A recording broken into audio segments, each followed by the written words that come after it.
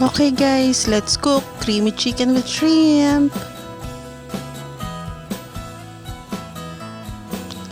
Ingredients natin: evaporated milk, all-purpose cream, chicken, broccoli and cauliflower, hipon, sibuyas and bawang. Pinagsama ko na sa isang lagayan para hindi maraming hugasan.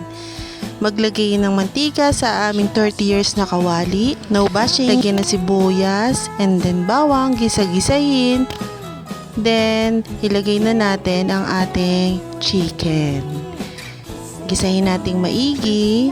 And then, nilagyan ko siya ng konting tubig para mas maluto ang chicken.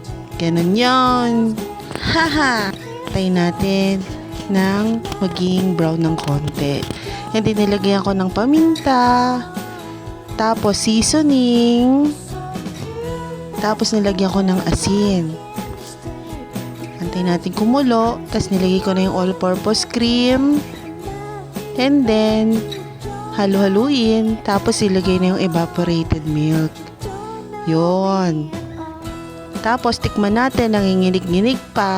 Tikman ng lasa, hipon, at saka yung ating gulay. Okay? And then, mix all together para maging happily ever after. Okay? Yan, ganyan. Kulo-kulo, and then, voila! Kain tayo! Thank you for watching!